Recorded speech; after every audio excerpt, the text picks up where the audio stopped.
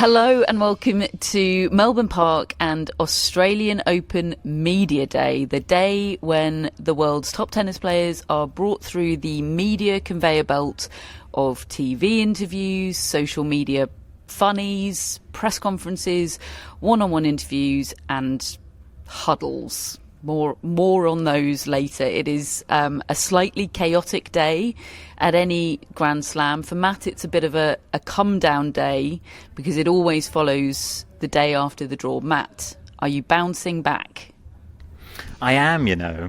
There usually is only one way to go after draw day, but today has been great. And I've had a sort of happy slam vibes today. I started my day with tennis, spoke to Jasmine Paolini, which is always a good vibe, and had a fun moment in the middle of the day as well, which I'm sure we'll talk about. Excellent tease, Matt. Excellent stuff. David has been asked to join Team Medvedev as a hype man. So no David on today's show. Don't worry, he'll be back tomorrow for our Australian Open hype show. Today, we have the company of the man who claims to have the cure for jet lag. It's Matt Futterman. Thanks for having me. And I think I'm a jet lag black belt at this point. I really there's like two things I can do in life, and one is conquer jet lag and the other is parallel park. I think you probably need to share with the class what you think are the jet lag cures, because I think the cure for jet lag is drugs. Well, I do use drugs, and maybe that eliminates me from the jet lag Olympics. I would fail the doping test. If drugs were not allowed, then I would. Then I can't compete. Same. But let's assume that drugs are allowed. Look, the whole key is you got to get on the time of the place you're going as soon as the wheels lift off the ground. Let's do whatever you can do to sleep on a long flight during the night of the place where you're going. And once you get there, if you get there in the morning, you got to get out in the light and go do some exercise. And it's all about just like giving your body lots of hints. But I'm pretty sure people did not tune into this show to find out about jet lag.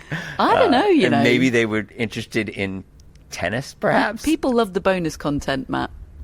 I have sent Matt's jet lag advice to many people over the years. Yeah, keying off the natural light, getting on the right time zone. Like these are things I try to do.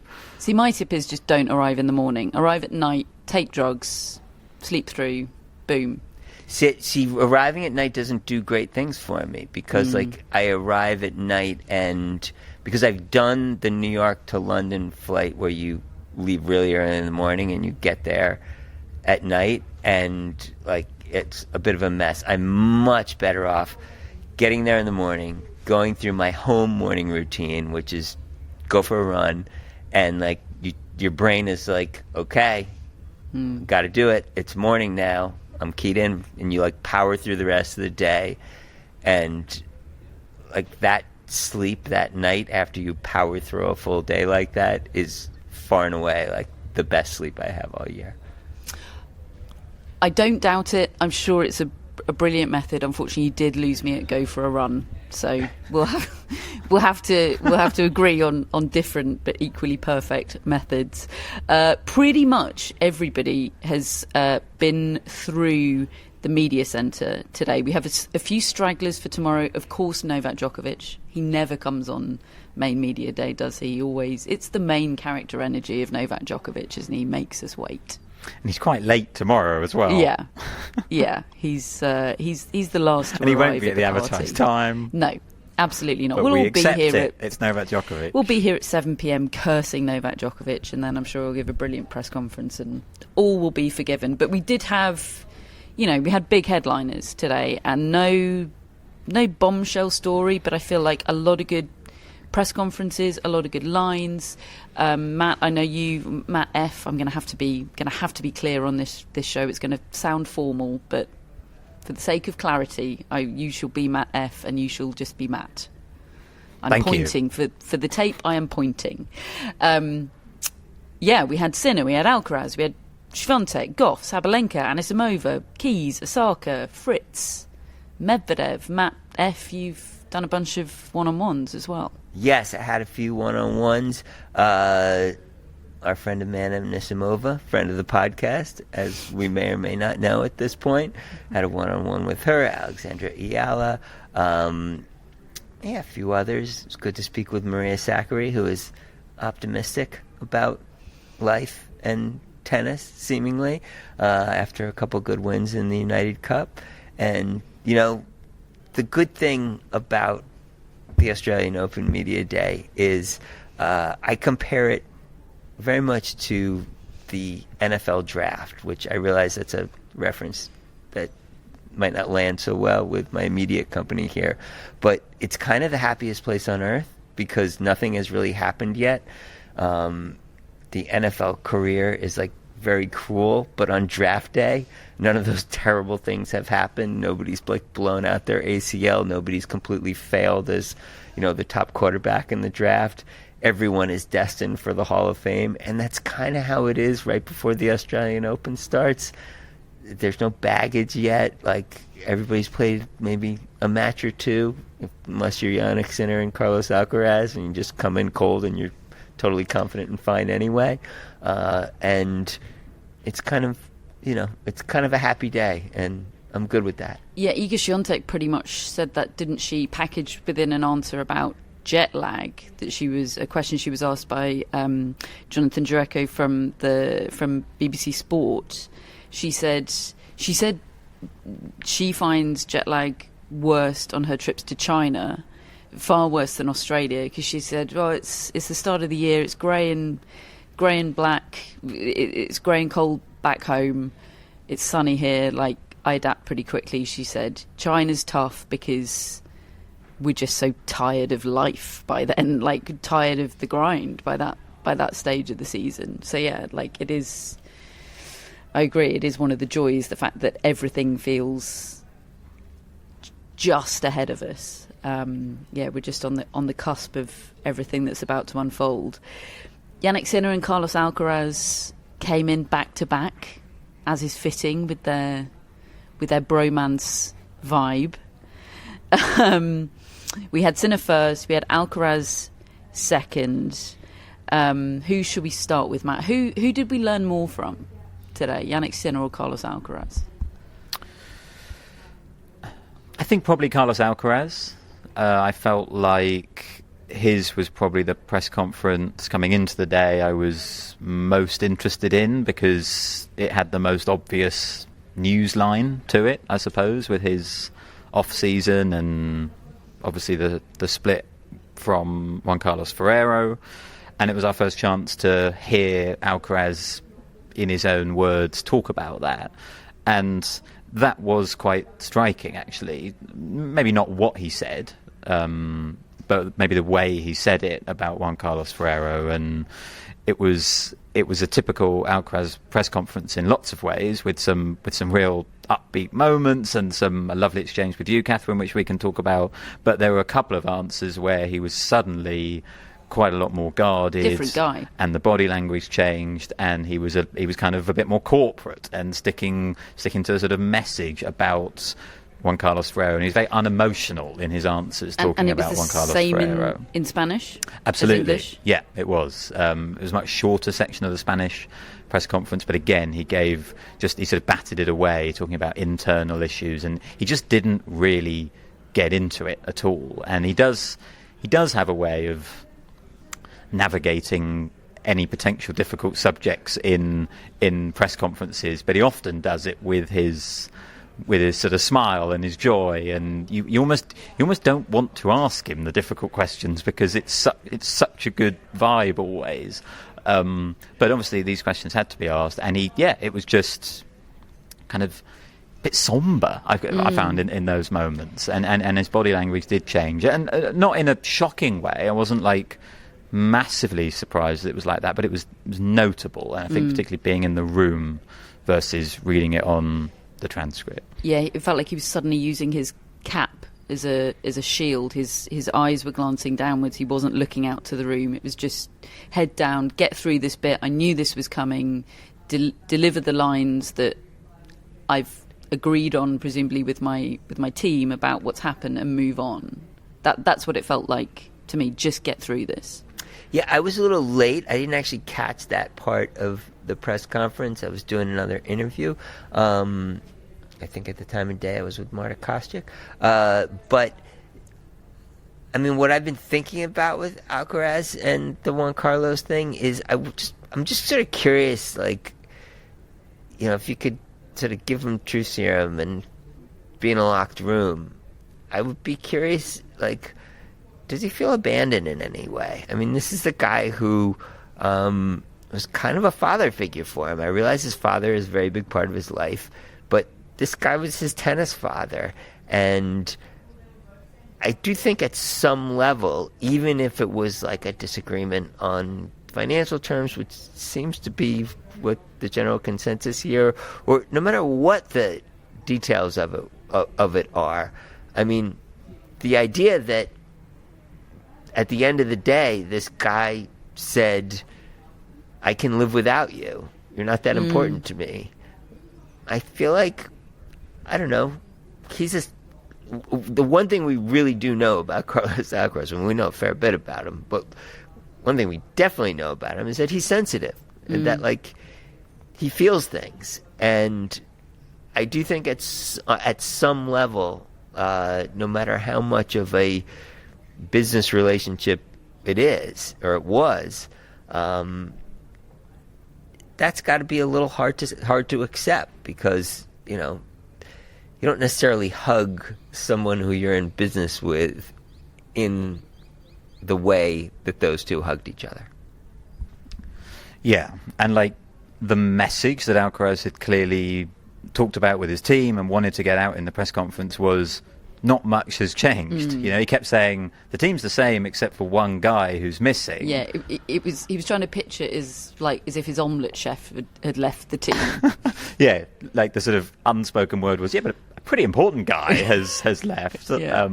But you know, I do think from a tennis perspective, Samu Lopez has been a really good coach for him and a nice addition to the team, and that kind of links into maybe what you asked, Matt, about the serve. Like, I think Samu Lopez is a guy who I think is comfortable doing those technical changes in that team, and those are still happening. It's still business as usual in that sense. And yeah, so like, I think maybe it is hard for Alcaraz to know what ultimately the effect will be down the line of Ferrero not being there. Like we talked about this yesterday, he's so far ahead of so many people on the tour. Is it only when you get to Jannik Sinner in the final that you actually really notice the difference? Like maybe he doesn't really even know yet, and maybe we'll find out as the season goes. But yeah, it is kind of fascinating to see whether it does have an effect as we go. Matt F, sorry. Yes, this is like first grade when there were two Matts in the class. Yeah, and you're both sitting in front of me as well, like I'm the teacher. I feel very powerful. You asked him about his serve, which he continues to tweak, and there was I can't tell if it was a really revealing thing he said about Djokovic, or a really weird thing, or a thing that I didn't quite understand, but it was certainly a sort of real double take moment. Yes, he immediately said, you know, I guess sort of what I was thinking, and I think what everyone's thinking, which is that it almost looks like when he serves now is that he's doing like a Djokovic impression of himself, almost like his serve. He said, you're going to ask me if I'm imitating Novak Djokovic, or you're going to ask me if my serve is trying to be like Novak. Is that what the streets are saying? Because I hadn't clocked that myself. Yes, there's been Right. some footage going around of sort of side by side of Alcaraz's new okay. serve and Novak Djokovic's serve. So and he's presumably seen that and was okay. Yes, I wasn't. and he lives on social media. We This is also be- know that about This Carlos is Alcaraz. because Matt and I haven't watched The Traitors yet, so we've had a social media blackout all day to avoid spoilers. yeah, exactly. It's affecting my journalism, Matt. Yeah, the number of times I've clicked Twitter and then as just a reflex, and then, oh God, no, I can't go on there. Yeah, we've missed stuff, Matt. But could you seriously imagine, I mean, just getting back on a more serious note, away from the double take, could you imagine serving the way he served at the US Open and saying, yeah, I'm going to change that? I mean, it's kind of like Tiger Woods, like when he kept changing his swing and he was like winning every golf tournament essentially. And it's just, I mean, it's amazing to me, like that, I guess, first of all, that you could possibly think that you could get better, and also just sort of having that sort of open mind and the confidence. I mean, all I would ever want to do if, you know, I ever hit one serve the way he hits a million serves is to be like, okay, how do I do that exact same thing for the rest of my life? And like, here he is tinkering and there was such a parallel between that and an answer that Sinner gave in his press conference as well, which was about the line he gave after his US Open final defeat about wanting to add more variety to his game. And he said, off-season, we worked on coming into the net, more transitioning into the net, tweaked a couple of things on the serve. Like, there were such similarities in those two answers about sort of course, like, I'm always tweaking. Like, you have to be. That's what sets them apart. Yeah, and that's the beauty of the rivalry. You know, they're having to tweak mostly for one another. Look, Sinner played that down, didn't he? In his answer, he said it is for everyone that he's incorporating this variety. But you know, I think it was pretty revealing the way he talked about it after the US Open final and how much he was thinking about Carlos Alcaraz in that. I would say the one slight difference I thought in their answers was that Sinner was very much talking about extremely intentional change and working on variety and the serve, like you say, and transitioning to the net. Alcaraz was laying it out as, yes, he always wants to be keeping an open mind, as you say, and tinkering and making little adjustments, but he was almost talking about it in terms of it's sort of technical drift, and it's not something that he's absolutely like setting out, I'm gonna make my serve look like this. I think he's such a sort of feel player that he's experiencing and thinking, oh, maybe it could even be a little bit better if I do it like this. And he's just playing with it, and he's ended up with this service motion. And he sort of talked about how by the end of the year he might have a bit of a different service motion again. Like, he's just got that open mind that Matt F has been talking about. And yeah, he also used the words calm and peaceful rhythm that he feels on serve now. Just like you, right? You have a calm and peaceful rhythm on your serve. That's how you feel as the ball goes into the air. Calm and peaceful, right? Oh, all the time, calm and peaceful. Yeah. If only. Matt played very well this morning. In the wind, no less. I'm sure he did. Calmly and peacefully, no doubt. Sinner was he's so spectacularly... I mean, life's good, isn't it? He's so completely at ease and confident. Like, I don't know, he just filled me with confidence in every regard today. Yeah, he does that thing, Sinner, of ending a lot of answers with, let's see what's coming. And I just feel like it's every time it's like a threat to everyone else. Like, he says it so calmly, but like, you know what's coming, and it's like a Sinner onslaught on these tournaments. And yeah, he spoke about the difference he was feeling sitting there this year compared to last year, when obviously he had the case still hanging over him and not knowing whether he was going to be banned. And yeah, he talked about how tough that was and how that whole experience he said felt like it had made him more mature. And yeah, he had a twinkle in his eye talking about the 1 point slam. He sort of jokingly talked about that with the same look on his face as when he talked about partnering Emma Navarro at the US Open mixed doubles. Like, this is all kind of a joke. What a load of nonsense. I'm in on it. I'm happy to go with it. He's had the same 1 point slam trajectory that I've had. He said, not a big fan in the beginning, but it was great.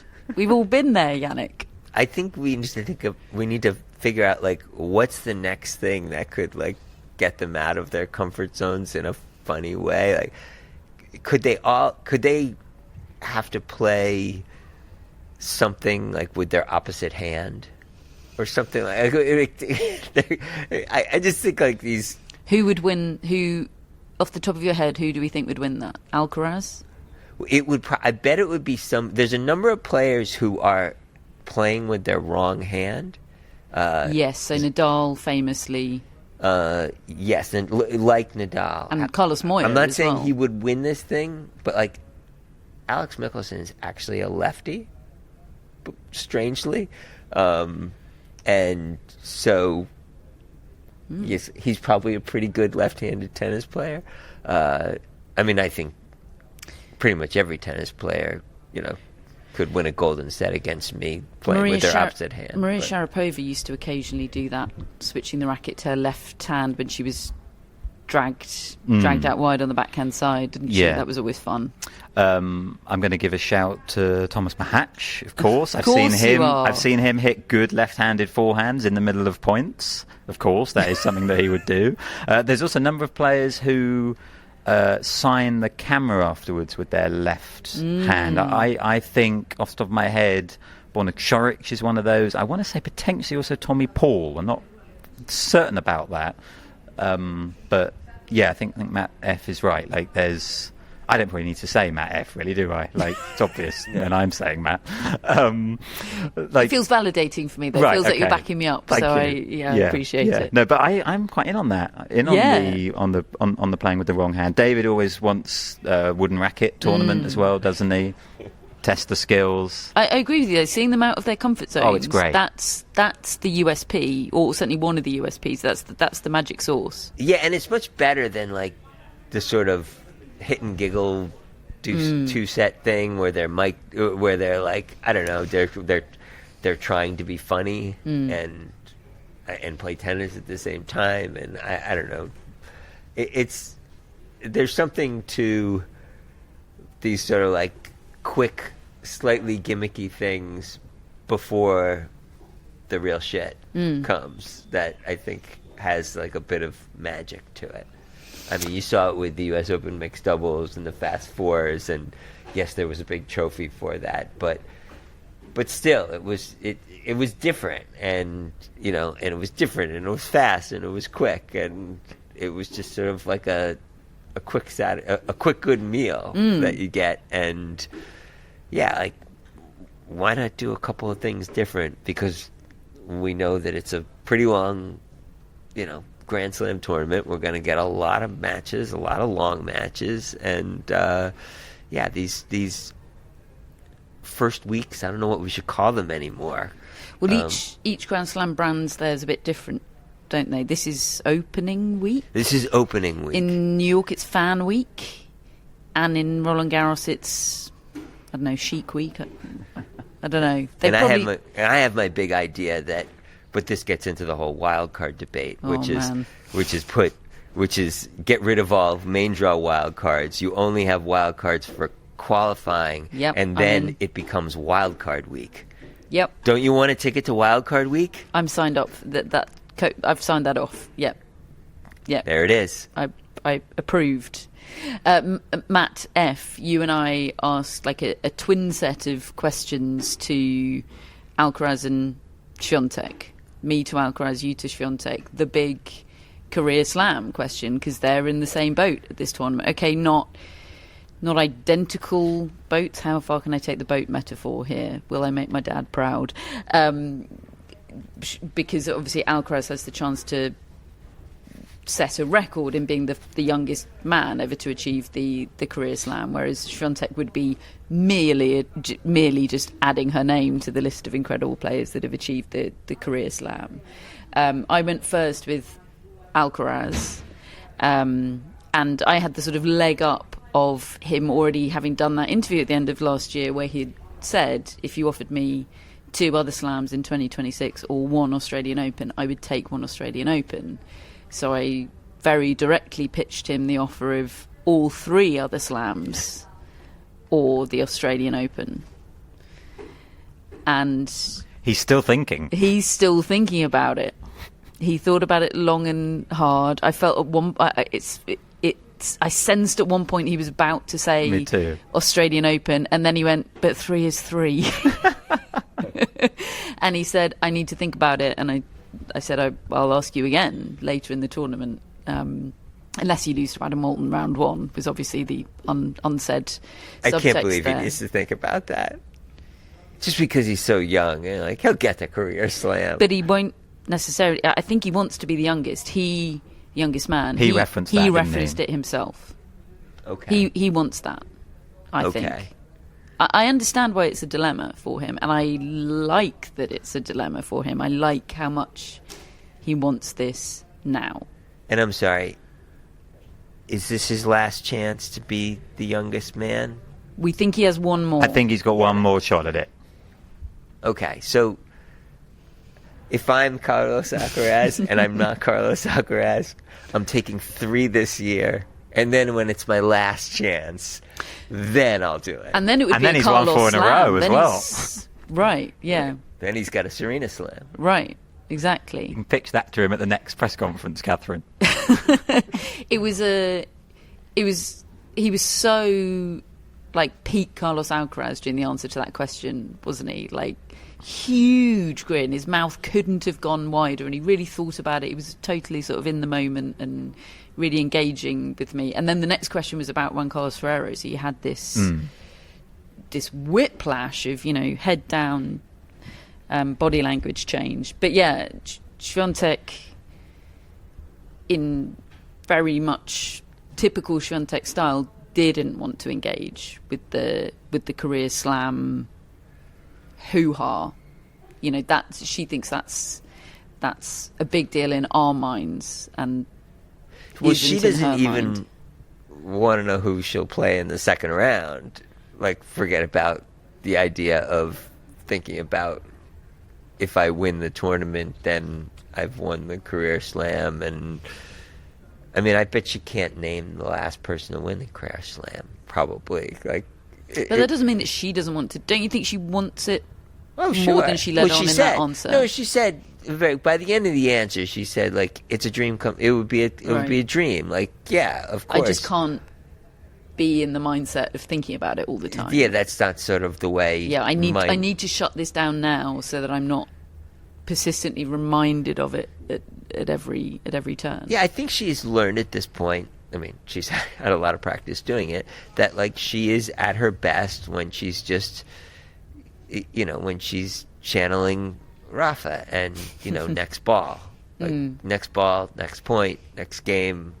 Why would I worry about anything else? Everything else is so far off into the future, and she's sort of trained herself to do that as much as possible. But at the same time, she did say, like, yeah, I really want to do this. It'd be great. Can you imagine? I get to win all 4 Grand Slams.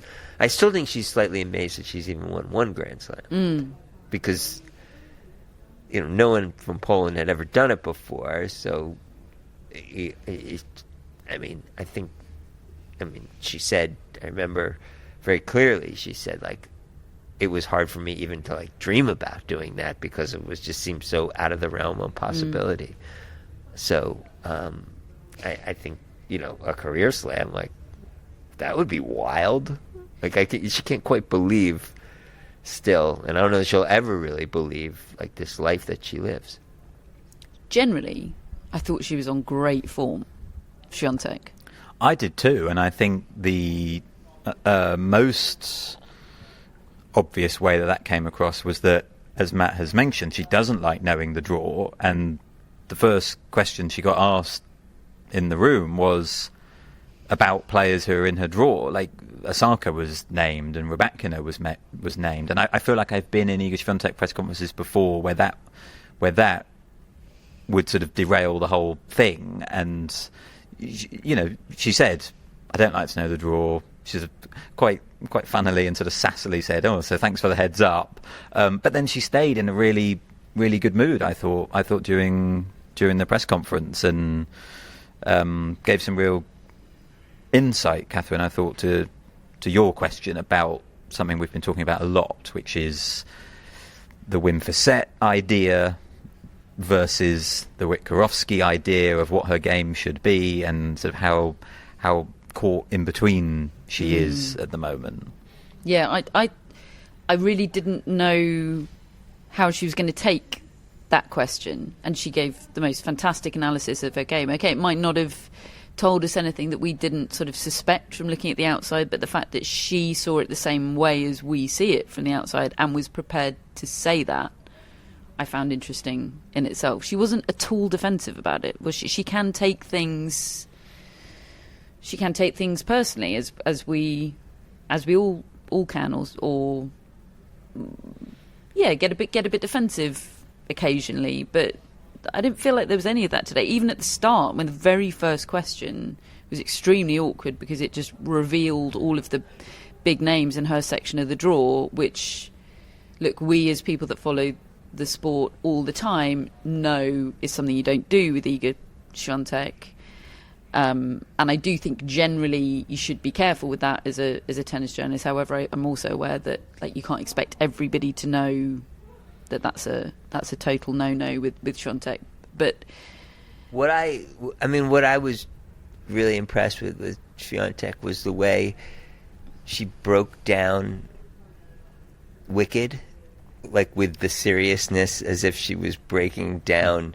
It was incredible analysis. We were talking about Cynthia Erivo's vocal tone and how it blends with other cast members. Oh, it was like she was going deep. She wasn't laughing and giggly, but she was serious. It was as if she was on a film review podcast. But this was really, all after. It was kind of cool. It was awesome. It was a great Iga Swiatek press conference, but this was all after the first question, which had gone so badly wrong, and she said, please don't, I don't like to know my draw, please don't say that again.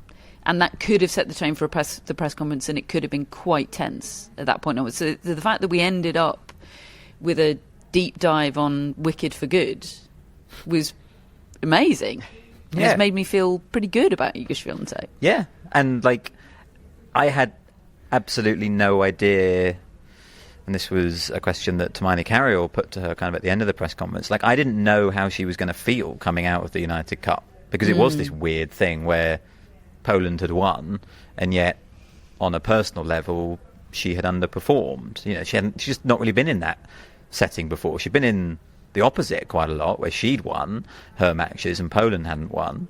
But actually, I think she did really lean into the team aspect of the United Cup. She sort of said that and enjoyed that, and yeah, she was on really good form, and it was really nice to see. And in terms of the answer about her game, she said something that was like music to my ears. She was like, I can be an attacking player and a defensive player. That is such a great understanding of her game and her attributes. And she said the problem is when things are going badly, and she still falls back into her patterns that are so embedded in her game, because she doesn't have time. The schedule doesn't allow her time to ingrain new patterns. Basically, she said, if I had 6 months, I could sort of re-imprint my DNA as a tennis player.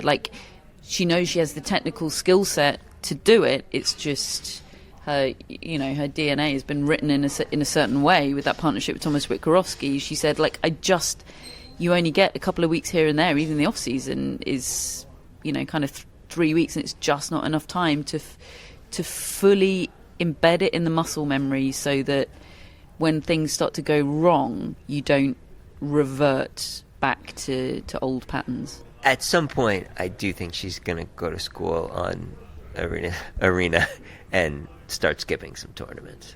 I mean, maybe she'll do it this season, or maybe it'll take one more season of Sabalenka finishing the year as a world number one while skipping Canada, while skipping a couple of other things. She skipped one of the China tournaments, correct? Yeah.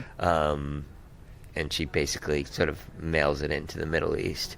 And I think at that point, Iga will start sort of dialing back a little bit and being like, maybe there is something to this. Maybe the whole, like, playing every single tournament really doesn't matter all that much when you're at my level, because there's no reason to. There's no WTA bonus pool. She's not going to lose money out of it the way the ATP players do. She just gets 0 points that week. But if you're making the final four of pretty much every Grand Slam, like, you can skip a couple of the thousands. Yep. Here. Or tennis could shorten its calendar, and none of that would be necessary. Yeah.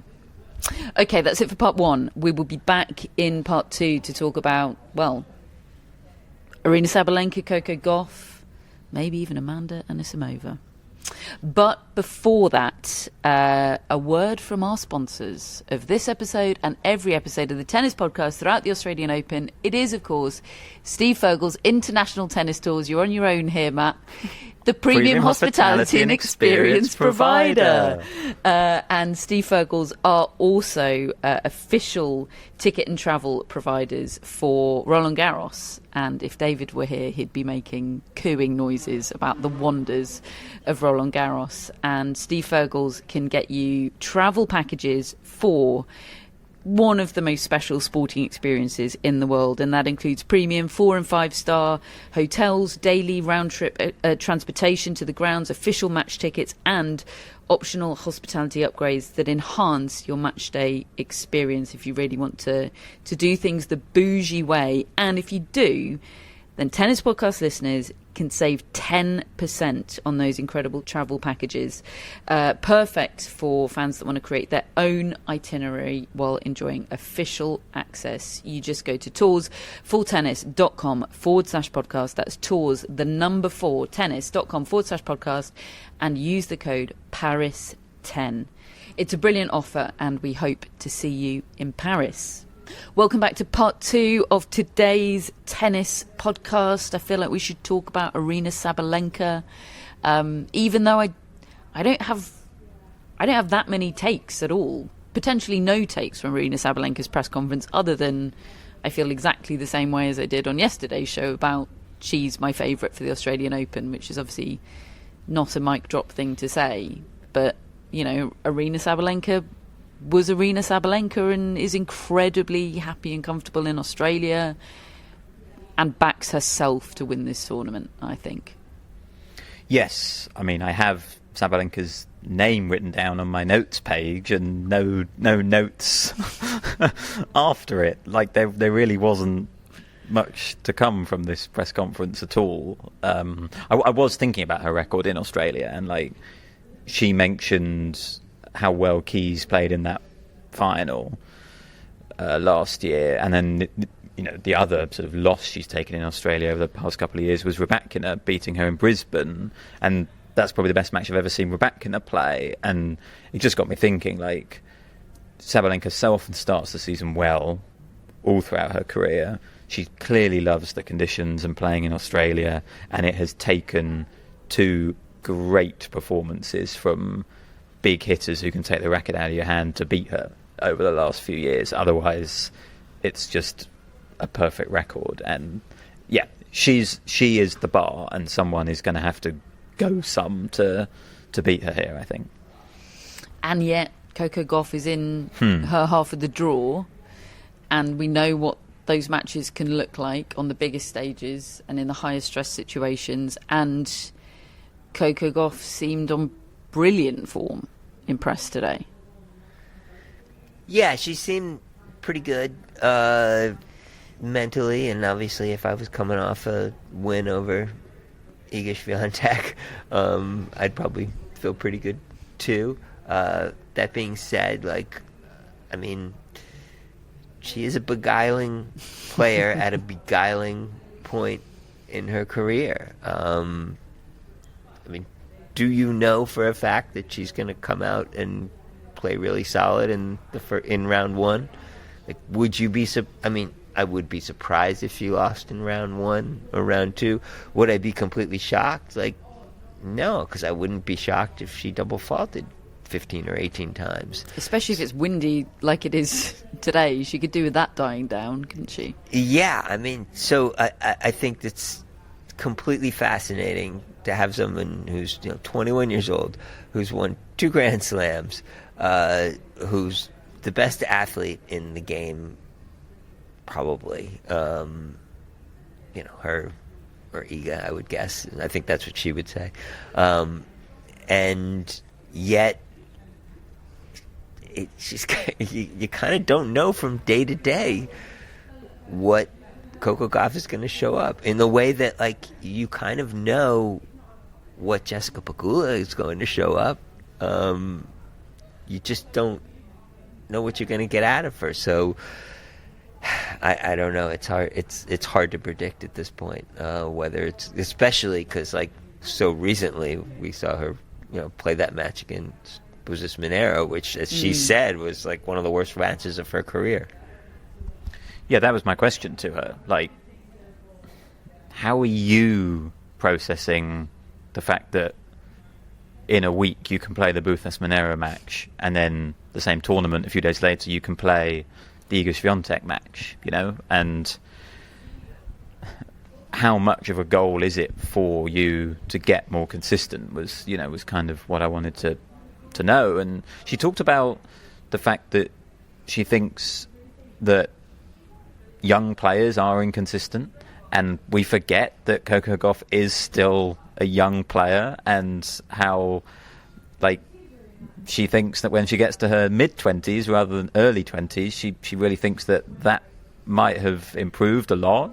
And ultimately, it comes down to the serve. Like, the inconsistent days are, the root cause of them is the serve. And I think, she's clearly on that. She's working hard to make the serve more consistent, but she's just not there yet. And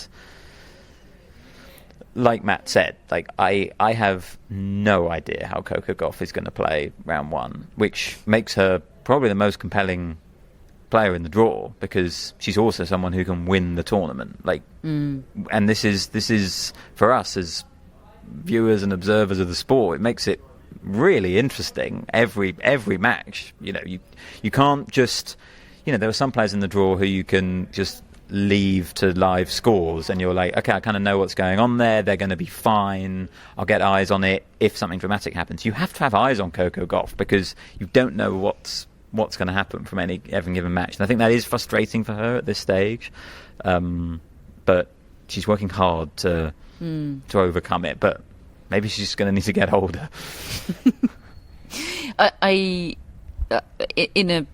In a less extreme way, I feel quite similarly about Madison Keys this tournament, in terms of really having no idea what to expect from her, because I think her form is like, her preparation has been fine. It hasn't been what it has been last year.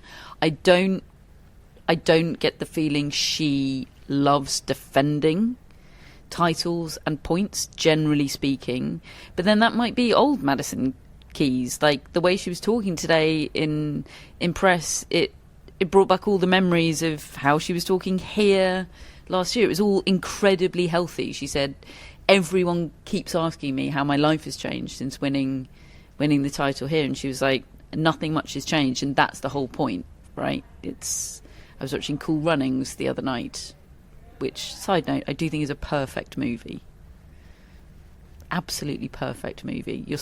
Matt F is smiling at me like that's a bad take. It's just been a long time since I've watched Cool Runnings. It's same for me. I don't know that I'm qualified to comment on it.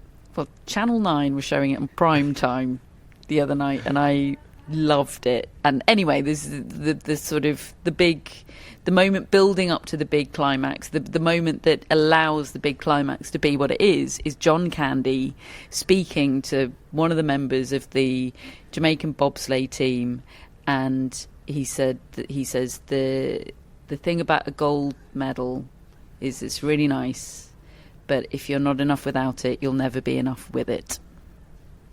There you go. John Candy knew things. John Candy speaks the truth. Right. Yeah. And, like, it was that same Madison Keys today. So one part of me thinks, I think she could struggle with the pressure of defending here and that never having been in this position before and the inevitable nerves. Another part of me thinks she's coming into this with the same mindset she had last year. And, like, we shouldn't, if we've learned anything, it's that we shouldn't be underestimating Madison Keys, and definitely not here. I'm not predicting Madison Keys to win this tournament, but I'm pretty intrigued by how she's going to get on at this tournament. Yeah, I think she definitely sort of ended last year, and especially at the U.S. Open, in a place where I think she didn't really expect herself to be. I think she expected herself to... I don't want to use the word care. So when I say not care as much, I don't mean that she didn't care about winning.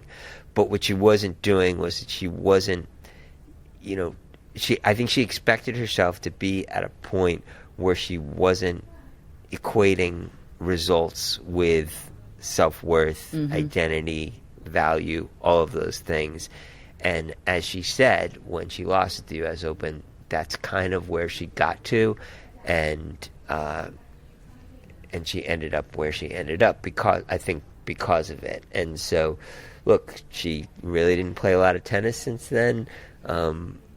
She's another one. She could lose in the first round. We wouldn't be shocked. She could win several matches and be a big part of the second week, and we'd be like, yeah, sure, that's what Madison Keys does these days.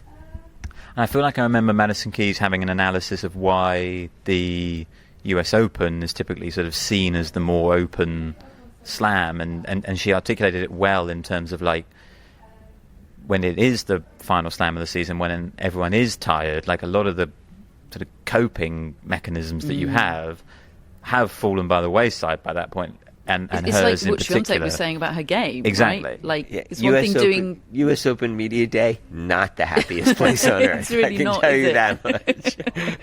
Right, and like she started the season out last year being able to separate her results from her self-worth, but by the time 9 months of tennis has happened, like it's a lot harder to do that. Yeah, I get it, absolutely. Should we talk about Amanda Anisimova? Always. On this podcast, when we should always be talking about Amanda Anisimova. I mean, you just tell me who gets to do the big reveal. I feel like, Catherine, it should be you. I don't want it to be me. Well, it can't be me. Well, I mean, couple of headlines. She follows Matt Roberts on Instagram. No, she follows the podcast. Matt Roberts stubbornly refuses to have his own private Instagram, well, despite the clamours of the people. But it was directed at, what happened, for those of you who weren't riveted and watching the press conferences, Matt got called on, and Amanda Anisimova's face immediately lit up, and she said, I follow you on Instagram, or I follow the podcast on Instagram, and I love it. And it was just sort of like, okay, I think we can all go home now. This is it. And it was my Federer winking at David moment. Yeah. What's going to happen to me tomorrow? I know, like you're going to... I was thinking, like, get to pet Yahtzee or something. Oh, yeah, that would be huge. I think I've missed the Denis Shapovalov press conference, and I don't think Yahtzee was present. But anyway, yeah, that would be good. You regrouped from that. You picked yourself up and did a good impression of a professional journalist in the aftermath. I was in the middle of asking a hair question.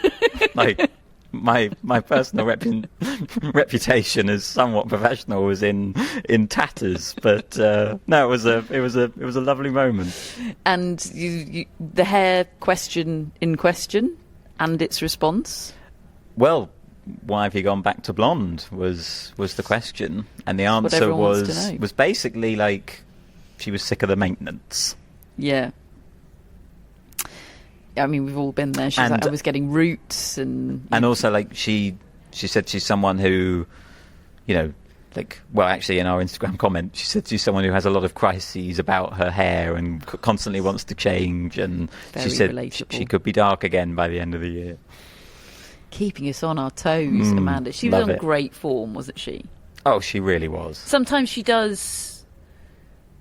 Like, I think she kind of decide. Maybe it's not a conscious decision, but like, there's a big difference between a great Amanda Anisimova press conference where she's really engaging with everything and flirting with Matt Roberts, and Anna, you know, one where she's just not quite in the mood to chat to us and reveal her secrets. Yeah, it's amazing seeing like the difference in basically everything about her from the Amanda Anisimova that I was with in early November in Saudi Arabia, who played some pretty good tennis, but at the same time, like, it was taking everything out of her to just sort of like stand upright. And, you know, it turns out that having a good couple of months of not touring around and playing tennis is pretty good for you. And so, yeah, I sort of anticipate that she could play really well at this tournament.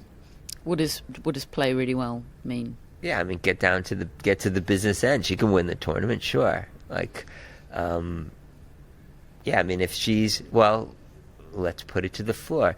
If she's facing Iga Swiatek in, is that a quarter or a semi? Semi. That would be a semi, That would be a right? semi. Yeah. She's number 4. So if she's facing Iga in the semi, who's the favorite? Well, with the caveat that we always give that, like, let's see how they're playing through the tournament, because I think between them it's pretty even. I think that would come into my analysis, but right now, I actually think Anisimova. Yeah, I mean, if you're in a semi-final, like, you've had a great tournament, you're playing well. I mean, Right, but you might also have had 5 3-set matches in your legs, and Iga Swiatek's cruise through, and, you know, like, these things do come into it. But yeah, like, all things being equal, Anisimova in her last 2 matches against Swiatek has shown that she can handle that game on this surface. Yeah, I think it's a 50-50. I mean, I would put it at I mean, let's assume they both haven't been in 5 3-set matches. I would put it at about a 50-50 on a hard court. Like, given that, and I'm partly colored by, I think I should be partly colored by what I saw at the U.S. Open, and then what I also saw in Saudi Arabia. Like, Anisimova is probably not gonna have a Wimbledon situation on if she plays Swiatek in the semi-final. That's it, isn't it? I'm not remotely worried about Amanda Anisimova having a Wimbledon situation again. No, and so, like, I mean, she's definitely someone, like, you would not be surprised at all if she's winning the tournament. The words you're looking for. Oh, in the mix? There it Right. is. Yes, absolutely. I guess I can say she is in the mix. There we go. Madison Keys, I would be surprised. I would too. Yeah. Me too. The mix on the women's side is what? Sabalenka, Swiatek, Gauff, Anisimova. Could maybe throw Rybakina in. I think people would have their own opinion on that. You'd have to go pretty far, I think, to find people putting more than those 5 in. Yes, you would, but then again, like, the women's tennis does throw up some really good, you know, surprising But champions. that's the thing; they're surprising, and they are surprising, and you wouldn't pencil them into a final at this point, right? Not like you might with Daniil Medvedev, say, if you were David Law. Medvedev came to press today, room 2 for Medvedev. He seems happy, doesn't he? Yeah, it was. I was having to catch myself and not read too much into pre-tournament press conference, because I was thinking, while I was in there, I was thinking, oh my God, you're back. David's called it. And maybe he has. But yeah, he was relaxed. He was funny. He was self-deprecating. All of the good Medvedev traits were present in room 2. Sounds motivated, doesn't he? Fresh, motivated, no pressure on him, nothing to defend. Some great analysis of his rivalry with Lerner Tien. Quote, neither of us can hit a winner, so that's fun. And he said his goal for the year, I'm actually a bit disappointed about this. He said, I've only set myself one goal for the year, and that's to win a title somewhere that I've already won a title. Yeah, keep the iconic record, Daniil. Just go for... It's the most fun stat in tennis. Yeah. And you are fun. But it would also be a fun moment if he broke that duck, but yeah. I think that I mean, what I have my eye on, and Medvedev comes to mind when I think about this, is right now the forecast for the middle part of this tournament is outrageously hot, and it's going to become like really, really hard for a few men who are slotted like in the afternoon. If this forecast holds up, like next, I think it's Thursday, Friday, Saturday. Yeah, it's when Matt's parents are due to come. Yeah, it's supposed to be ungodly hot. And I'm just thinking about like Daniil Medvedev on the court, in the middle of the day, because of like where his seating is. He probably won't get a night match because everybody's going to want the night match at that point, and he's going to just be an ungodly mess out there. But he plays some of his best tennis when he's an ungodly mess. He does. And that's, I mean, those few days have the potential to I think Sinner and Alcaraz will be just fine because they can be efficient. They can switch into that mode. They're going to play on Rod Laver. Who knows? They may end up even like closing the roof on Rod Laver, to make it more amenable. But there's going to be that like middle section of seeds who are not going to be that slot, and they are going to like have to go through hell. Taylor Fritz as well, probably in that category. Yeah, I mean, him, I think it's just like, how long is his knee going to hold up? He was trying to be a bit more upbeat about the knee today, I thought. I mean, an overall bad picture, but certainly more upbeat than those quotes that came out after his Sebastian Baez defeat to open the season. Yeah, which I mean, were I alarming. think what will, the words that I'm like never going to forget that I've heard this week are what Roger Federer said yesterday when he was asked about, one thing that he like doesn't miss, or I don't know exactly what the question is, but what he referenced was, he said it was something like, well, I don't want to use the word lying, but like, you sit up here behind these microphones and people ask how you're feeling, and you say, and you're always saying, oh, well, I feel great, and actually, you don't feel great, you feel terrible, this hurts and that hurts. And so, I now take like everything with a grain of salt when Taylor Fritz is being upbeat about like knee tendonitis. Like, I've had knee tendonitis, and it's hard to walk to the bathroom, like, let alone play a 5-set tennis match on a hard court against whoever he's got in the first round. Yeah. That's fair. It was an incredible line from Federer, wasn't it? Oh, it was yesterday. a great line. Yeah. Really well delivered. Okay, that's it for part 2 of today's tennis podcast. Join us in part 3 for some tidbits from Matt F's one-on-ones on Media Day. Welcome back to part 3 of today's tennis podcast. I teased it before the break, Matt. Your tidbits from your one-on-one. You spoke to Maria Sakkari, Marta Kostyuk, Alexandra Ayala. How was she? Alexandra Ayala is great.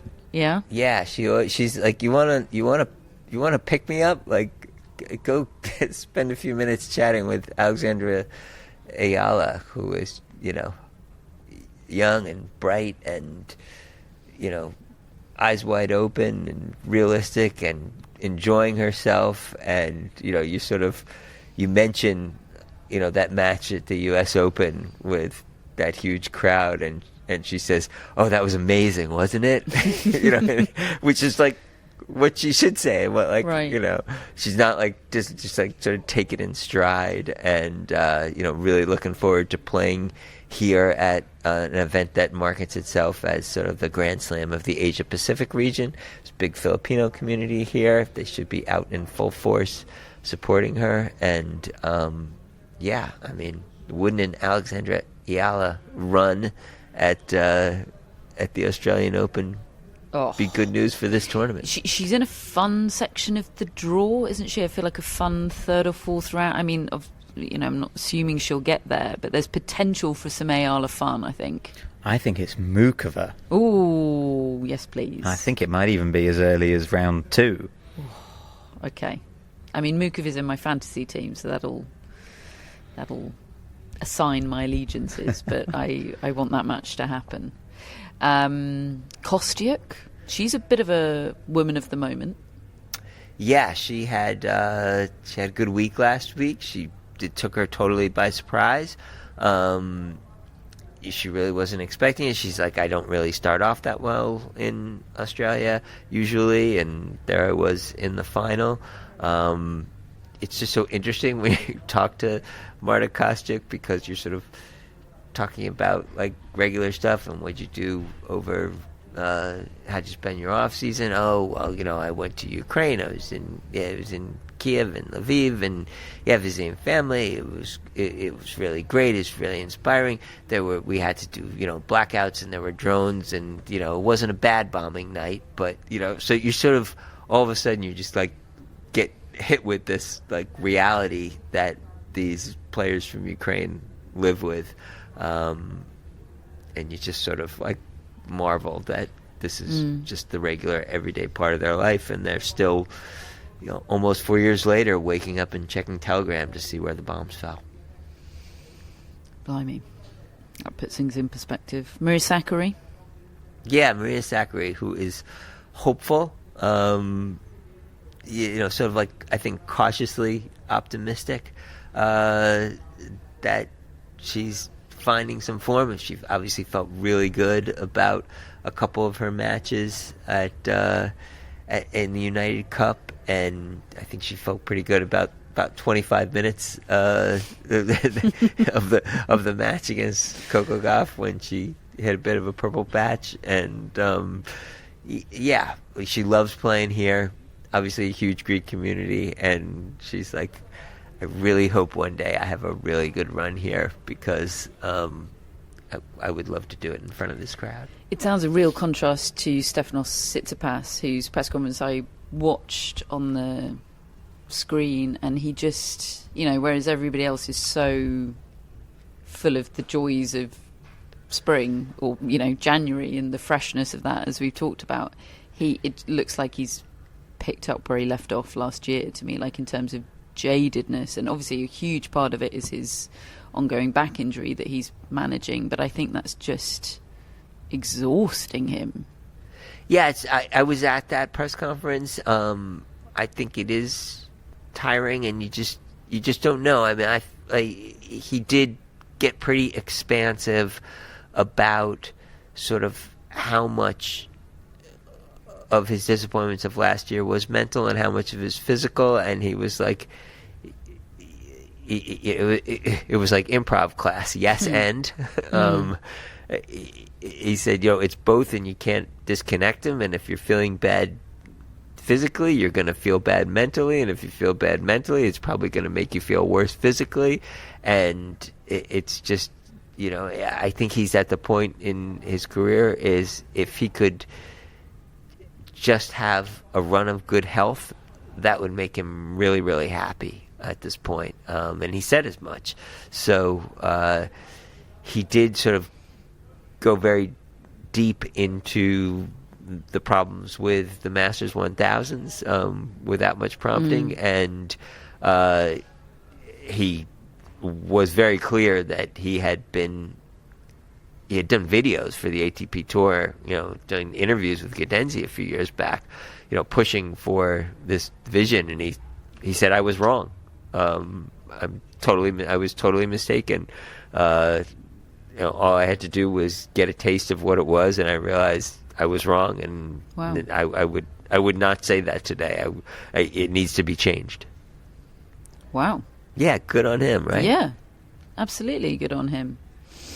Okay, I think that is it for our Media Day roundup. We have stragglers tomorrow. Novak Djokovic, Emma Raducanu, I think, a few others. But it's been a good. Casper Ruud moved. Casper Ruud was a late cancellation today. Moved. Matt, Casper Ruud lost to Roger Federer today. He's not in the mix. Put it that way. I don't think so. No. Okay. But we'll let you know what he has to say tomorrow. Matt, you're a dog guy now.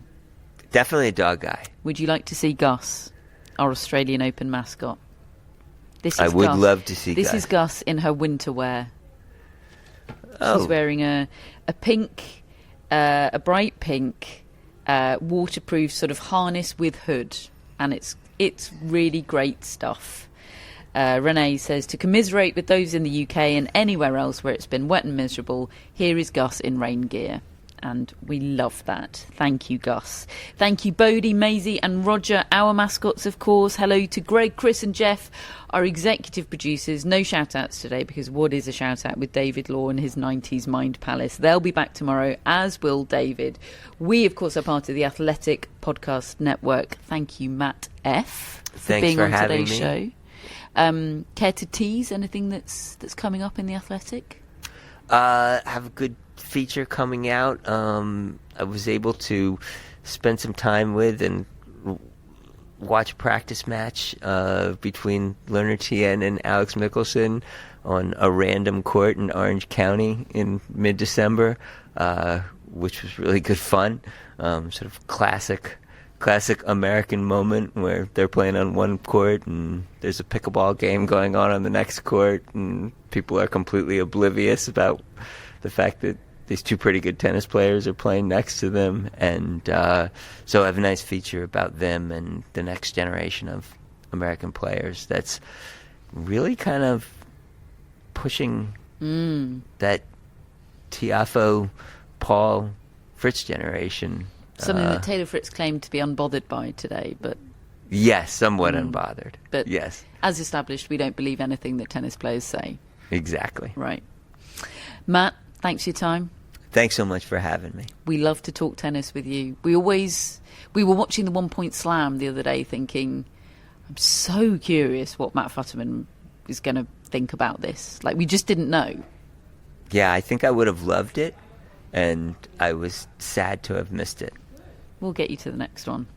Folks, thank you for listening. We'll be back tomorrow with our pre-Australian Open hype show. It has to be good, doesn't it, if you call it a hype show? So we'll do our best, Matt, to make sure it's good. Yeah, and the return of David for hype. Yeah, exactly. Thanks for listening, folks. We'll speak to you then.